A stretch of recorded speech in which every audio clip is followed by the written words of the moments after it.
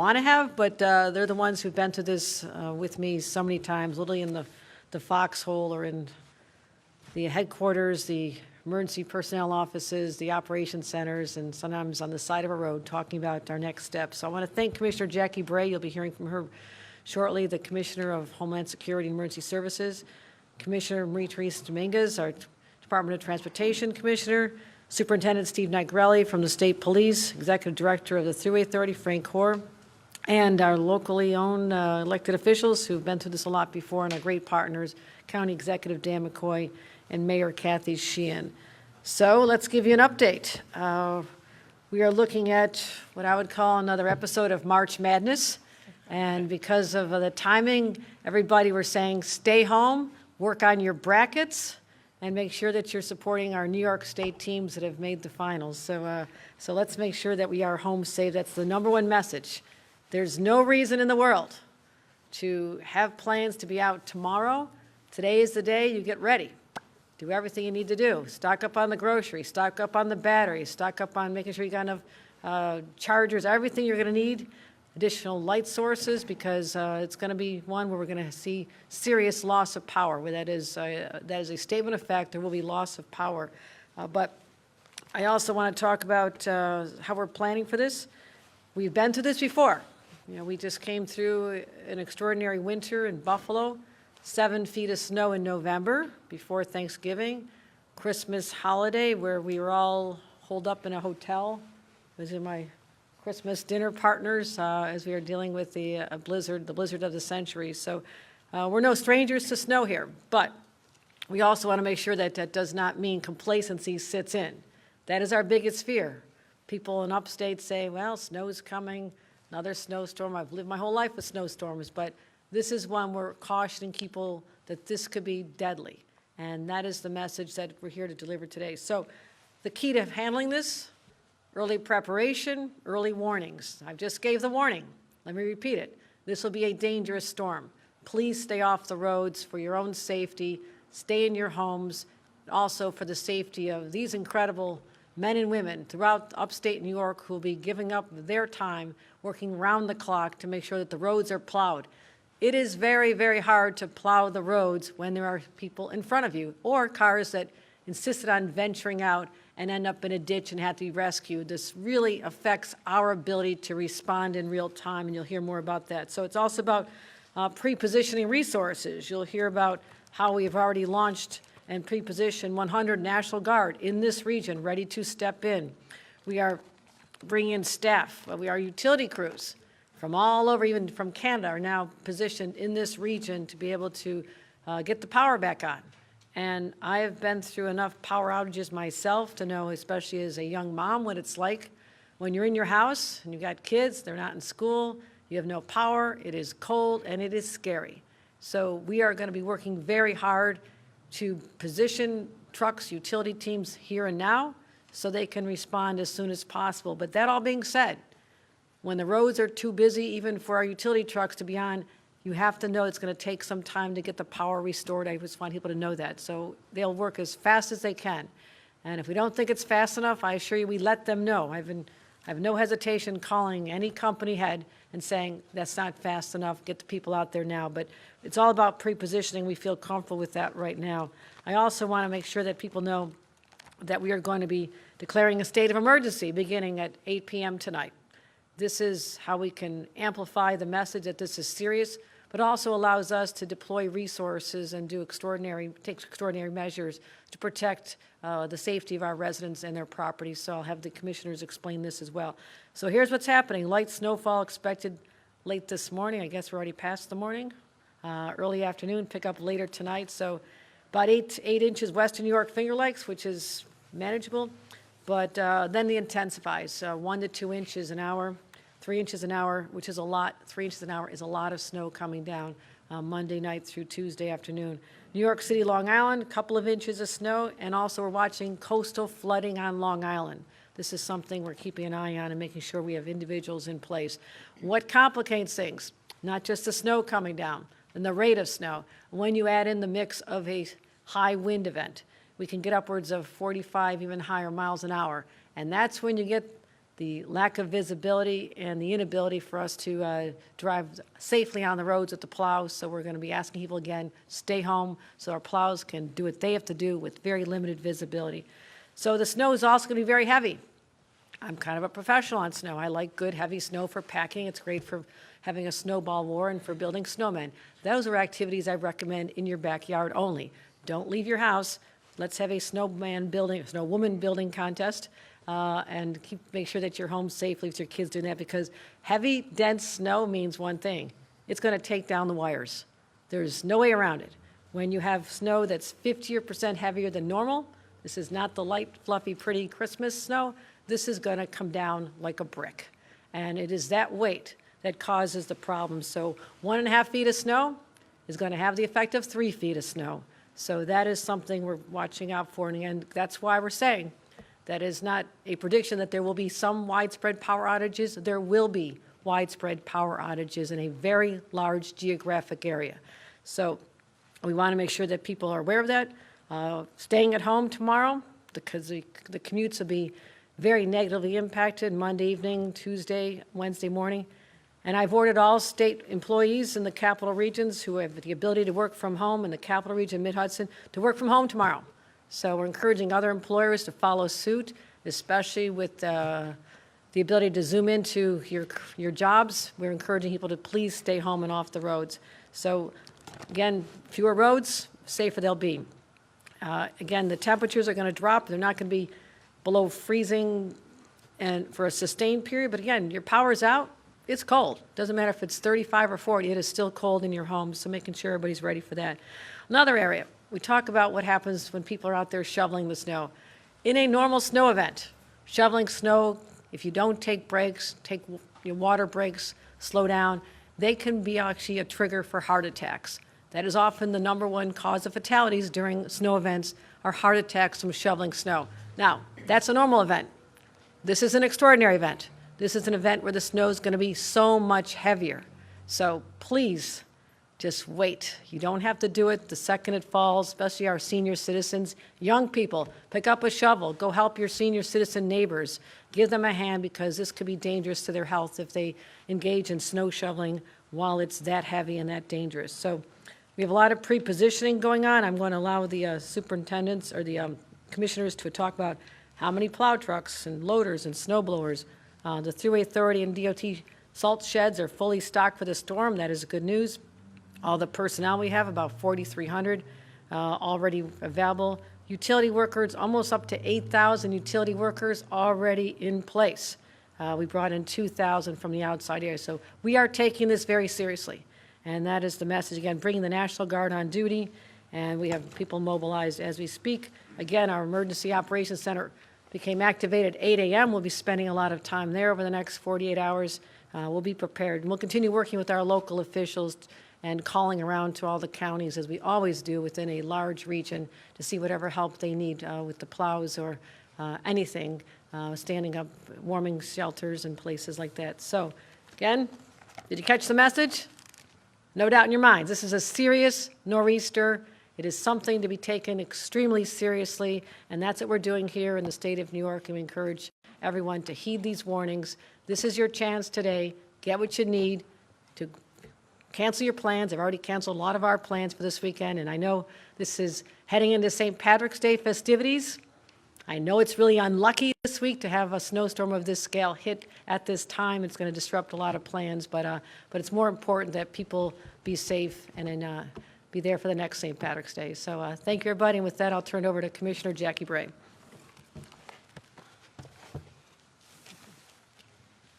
Thank you, Governor. Appreciate your leadership getting us all here today and taking this storm incredibly seriously. The vast majority of eastern New York is now under a winter storm warning. The Finger Lakes and western New York are under winter storm watches. That we expect that to continue through the duration of the event without a break. As the governor said, the conditions for driving will be extremely dangerous. One of the things I want to say is that this is a long duration event. This is not an event that is going to come and go quickly. We expect the event to start around 8 p.m. tonight in earnest. We expect the worst of the snow to be falling in the overnight Monday to Tuesday, but this is going to linger through Wednesday morning, and we do expect to see some pretty significant winds even throughout the day on Wednesday. So as the governor said, we do expect widespread power outages, and we expect that repairing those outages, getting power back, may take us extra time given the conditions that we're going to face on Tuesday and even Wednesday morning. For us at the Division of Homeland Security and Emergency Services, we began our coordination calls with all state agencies yesterday. We opened our state emergency operations center this morning at 8 a.m. Our field staff have been in contact with county and local leaders and emergency managers to make sure that they have everything that they need. We have opened and put on 24/7 staffing our Hudson Valley, Capital Region, and North Country stockpiles, and we will continue to coordinate any additional staff pre-positioning and deployment when the storm begins in earnest. I also want to take a second to talk about what we expect for the weather after the storm.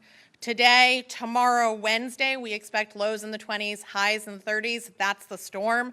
Thursday and Friday, we expect the weather to be in the 40s and the 50s, including with sun. So we have begun to evaluate potential for rapid melting and minor or moderate flooding risk that we will keep our eyes on and report back to New Yorkers if anything develops. And with that, I want to introduce Commissioner of Transportation Marie-Therese Dominguez. All right, good morning, everybody. Governor, while I know we're all anxious for spring, it's not quite here yet. So with that, following your lead, the New York State Department of Transportation has been preparing for a number of days now for this nor'easter, and we're in a state of readiness. This storm is poised to deliver some significant snowfall amounts, and DOT is working in all parts of the state to prepare and respond to whatever comes our way. But let me give you some information on what we're doing here in the Capital Region in particular. To fight this storm, New York State DOT has 259 pieces of equipment that will be working. That includes large and medium plow trucks, loaders, blowers, tow plows. We're putting everything at it. We have 449 supervisors and operators on hand here in the region, and we've repositioned an additional 26 operators and supervisors from other parts of the state here to the Capital Region to help fight this storm.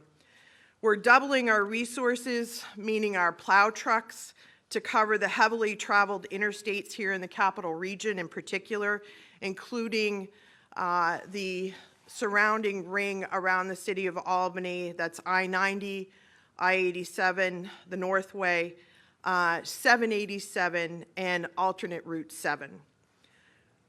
Over the course of this storm, we'll look to reevaluate the need for additional resources as conditions warrant, certainly throughout the course of this event. But we're in close coordination, and we're collaborating very significantly with our partners at the New York State Police and the New York State Thruway Authority, and jointly, we will be implementing the following commercial vehicle restrictions beginning at 8 p.m. tonight. The full length of I-84 and I-88, the Northway, from Albany to Plattsburgh, and I-90 to the Berkshire Spur will have a ban on tandem and empty tractor trailers. The travel advisory will also be issued and in place for I-81 from the Pennsylvania line to Syracuse, and Route 17 from Middletown to Binghamton. And this will advise trucks to use the right lane only. I'm sure my colleagues, certainly at the Thruway, will expand on this a little bit more. To ensure a quick response to potential incidents, DOT is also having tow trucks pre-staged here in portions of the Capital District, as well as on parts of I-84, I-684, and Route 17 and Interstate I-81. DOT crews across the state have been preparing our equipment and our roadways, and all of our operations will be fully staffed 24/7 throughout the event and for priority cleanups as we look at post-event operations and what needs to happen. We also have our mechanics who will be not only staffing residencies like this one here in Latham, but also all of our fleet facilities 24/7 to make sure that our trucks are up and on the road. But here's my message to all the members of the traveling public. As the governor said, especially in these impacted regions of this state, please stay home. If you have to go out, please give our crews, our DOT men and women, give them space to do their job. Don't crowd the plow. We'll get through this storm, but we need you to stay home, to stay safe, and to let our folks do their job and do what they do best, which is really clear the roads and make them safe for all of you. So thank you very much. And with that, let me turn it over to my colleague at the Thruway Authority, Frank Hoare. Good afternoon. Thank you, Commissioner. Thank you, Governor. The Thruway will have 600 operators and 400 pieces of snow fighting equipment ready to go. In addition, for the duration of this event, from this morning through the duration, we will have our garages and all facilities open and ready to respond. And we have pre-positioned and pre-deployed additional assets and resources from Buffalo, which is a surprise. Usually we're going that way. But they are in helping us with additional resources, and we have additional resources in reserve and ready to respond as necessary. Again, to echo the governor and my colleagues, we're anticipating 1 to 3 inches an hour. That means the roads will be hazardous, and we urge you to stay off those roads. Again, we'd ask you to be mindful of our crews that are out there, our snow plowing crews, our emergency response vehicles, and our partners at State Police and DOT. Please be mindful of them. Let them do their work. On the Thruway, as of 8 p.m. tonight, we will be banning tandems and empty trailers from exit 17 in Newburgh to exit 36 Syracuse. In addition, on the Berkshire Spur, those bans will take effect from the Thruway east to the Massachusetts border. Again, and we are requiring all vehicles, trucking vehicles to be, and commercial vehicles to be use the right-hand lane. We've started messaging yesterday evening that, and we've worked with our partners at the trucking associations to get that message out to their folks. Finally, we just say, again, check the Thruway Authority apps, check our social media for the latest and up-to-date reports and advisories. Thank you. County Executive. Let me introduce now Albany County Executive Dan McCoy. Thank you. Thank you, Governor. And I do want to say, it's kind of easy to smile because the leadership we have with Governor Hochul and her team and being ready for the snowstorm. You can't always predict everything that's going to happen, but knowing that we have this team in place, the partnerships, the communications is vital to fighting a storm like this. So Governor Hochul, to you and your team, thank you so much for everything that you do. We will also be declaring an emergency tonight at 8 o'clock for the same reasons. The next 36 hours starting at 8 are going to be tough. They're going to be tough, and like everyone has said and said again, please stay off the road if you don't have to be on the road. I know people don't believe in storms, and if you learned anything from what happened out in Buffalo, you know, if you do happen to decide to go out and you want to be that person thinking you can drive in this weather and you get stuck, make sure you shut your car off, please, because what happens is if the snow gets up to your gas pipe, you're not going to make it through the night. So please shut your car off, try to find shelter, stay off the road. Let the men and women do their job that they need to do to plow and keep the roads open for not just, you know, emergency situations, for the fire department, for ambulance, for the police, so they can respond to calls and emergencies, and so the national grid can get out and fix the fallen wires, because it's going to be heavy snow. You know, like the governor said, you know, please, if you're not out used to shoveling like that, take your time. It is going to be a marathon, but it's not a sprint. Trust me, I'm not used to running. So take your time, rest, as the governor said. Take a 5-minute break, 10-minute break. It's not a rush to get your driveway done or clean off your car, because please go out tonight, get everything before on your way home from work before the storm hits. Just be ready to hunker down for the next 36 hours. And you'll be helping everyone else out. So we, you know, the people that have to get to the nursing homes, or essential employees that have to get even to the sewer districts and everything, and our DPW people can get out there so they can get there safely. to make sure they open it up. And it's going to take time. So even after the storm hits, we still got to remove all that snow. So we got to be patient. It is March. I think everyone's done. We don't expect this, but you know what? We're ready. We got a great team in place with everyone around here. And I do want to just echo again and say to the governor, thank you. I do want to say thank you to my men and women at DPW, our Commissioner Lisa Raimondo, because we're ready too. You know, we got over 700 miles of roads in the hill towns we'll be doing, putting salt out. All of our pieces of equipment will be out. Again, doing their job to keep us safe. But when you talk about great partners, Mayor Sheehan in the city of Albany, I get to introduce you, and I just want to say, Mayor, it is good to work with you, and we are going to hold you fast to the NCAAs that you will have everything ready to go by Friday, Mayor. We will, because we do work together, and I want to thank the governor. I'm going to follow her lead and say that all of our non-essential workers will be working from home tomorrow. There is no reason for people to be out on the streets. When the snow falls quickly, it can surprise people, and it really can be a deadly, deadly venture. So, I also want to echo what the governor said about your neighbors, about seniors. Reach out today. I've already texted the most vulnerable person I know and asked them if they need help and if they need anything to get stocked up on. And so if all of us who are able to do that, we can help get our neighbors through this.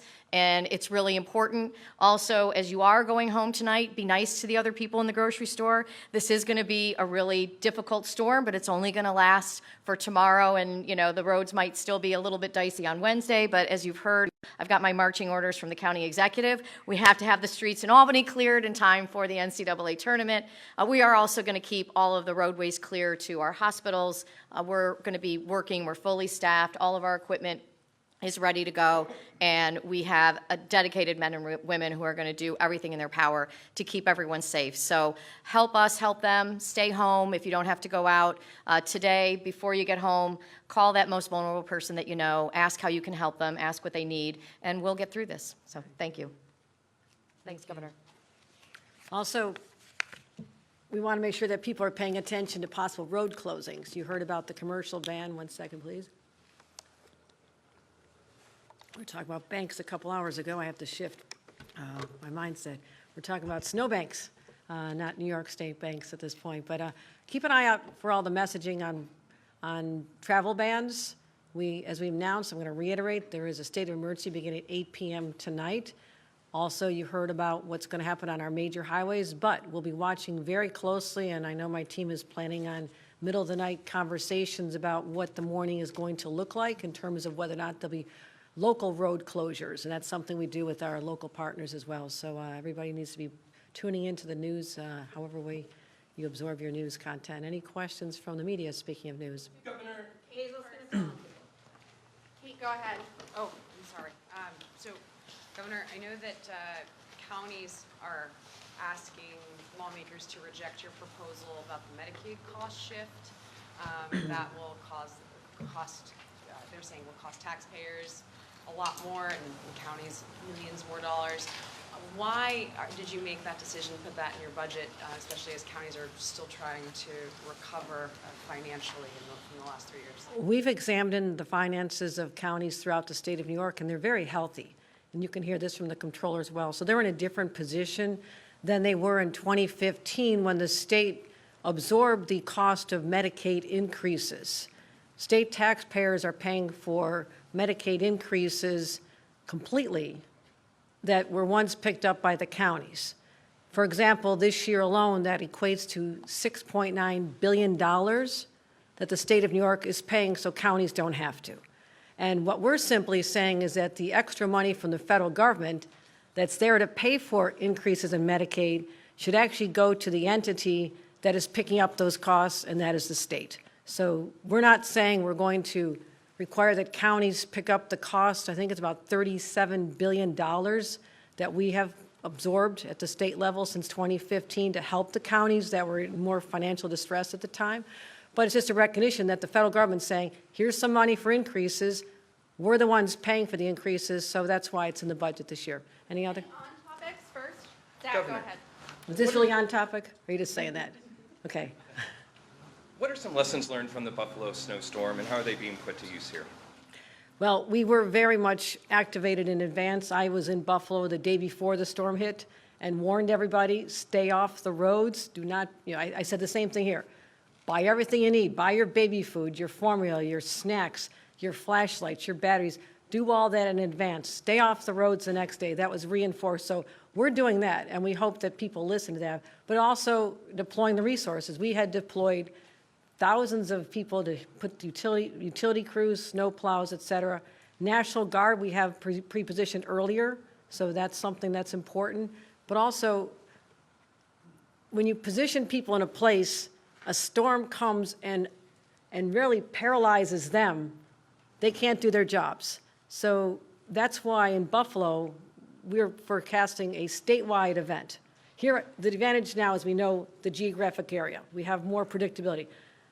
The day before the Buffalo event, it was still expected to be a statewide event. So you don't know where National Guard are going to need to be. Are you putting the plows in the right place? So because of the unreliability of being able to know far enough in advance of where it's going to hit, that was more of a challenge at the time. The advantage, as I've said before, is we know exactly where it's going to hit. We know the patterns a day in advance, and that allows us to be more precise and strategic in where we deploy people.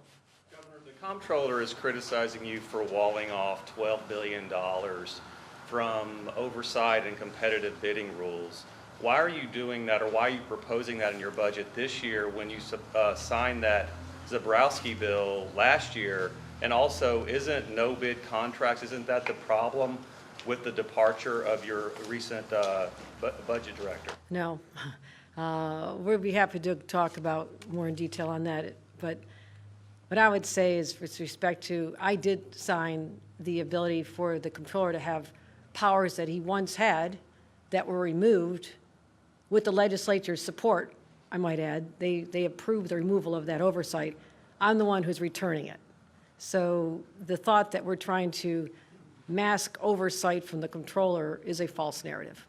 Okay, any more on topics on the storm that is coming? Go ahead. Hi, Governor. A few years ago, October of 20, we had a pretty bad wind-related storm here in the capital region, knocked out a lot of power, and it seemed like there wasn't, I guess it was a bit of a lag as far as crews coming in. Are you confident that this time around, I know that was under your predecessor, but this time around, are you confident that we're going to see the maximum amount of crews out there and addressing potential outages and what have you? Yes, 1,000 times yes, because this is how we use the experience that we all have, and I certainly had dealing with snowstorms from being a local official 30 years ago. So it's all about putting people in place in advance. When you know the geographic area, which is a lot easier, you don't always know that. Now we know it. That's why I was just chatting with crews in from Long Island. They may have some flooding, but they're not going to need snowplow crews in Long Island, nor will they need them in New York City. And we don't expect they're going to need them in Western New York. So they're here now. They have been called already. So that is the difference in our strategy, is like, be smart about it, not when the snow flies, but before the snow flies. And also bringing down utility crews as far away from Canada, because we want to make sure that we have every single person available, every truck available, to be able to not just restore the power immediately, but to clear the lines off the roads, which become a dangerous situation. So again, knowing the weight of the snow in advance tells us that there will be serious outages. We cannot guarantee how long it takes to restore power, but we'll know that we have the people on the ground to be able to do that as soon as it's safe to do so. And that's the difference I have to explain. It may take some time, but we have the people to do the right job at the right time as soon as it's safe for them to be out there. Okay, time for one more. Marie, go ahead. Governor, could you address some of the pushback from lawmakers around your charter school proposal? And are you still pretty confident that you can get something on that in the budget? You can ask them why they're pushing back. I think it makes sense to give parents choice. I don't know that New York has had a stronger proponent of public education than myself in terms of being a product of public schools, believing in them, putting more money toward public schools than any governor in history, increasing across the state over 10% from last year, which was also historic. So to the argument that this takes away money from public schools is not true. I'm just responding to parents who want choice, especially in black and brown communities who are saying, can we just have a choice? And it's hard to say no to those individuals who want to be able to have a decision. You know, they may want to go to a public school, they may want to go to charter school, they may want to go to private school. I'm not in a position to tell them that we will take that choice away. And what all I'm trying to do is say that at one time the legislature thought that the number for charter schools in New York State appropriately would be 460. But for some reason, they artificially put a ring around New York City and said they have a different cap than the rest of the state. I believe in one state. No reason to differentiate between upstate and New York City. So I'm simply saying, don't raise the cap, keep it at 460, but remove that cap, as well as allowing for what they call the zombie charters, of which there are about 20, 21 now. And those are schools that were already authorized to be in existence, for whatever reason went out of business, but still that community now would like to have a replacement. So why wouldn't you logically be able to replace those that were already approved in the past? So I'm just trying to inject a common sense approach to this, not increase the number, but not say that the number should be decreased just because at some point the school's closed. So I'm happy to have the conversation with anybody. I feel I have parents, especially in high-need areas where they want an option for their children. I feel having their voices on our side is important, and that's what I'm fighting for. So we'll see how it all plays out in the budget, but that's all going to begin in earnest very shortly. All right, thanks, everyone. Do you think an on-time budget matters at this point, Governor? On-time budgets are always very nice to have. Last year, our budget was 9 days late for one reason. I said I'm not leaving Albany until I get substantial changes to the bail laws to make sure that serious crimes that were left out are now covered and that we have discretion for judges. So I think people know it's a nice target. It's a nice, I would like an on-time budget. I'm not planning on one that's not. But I also know that I'm here to do the work of the people of New York State, and they expect me to not leave town until the job's done. Thank you. The budget director.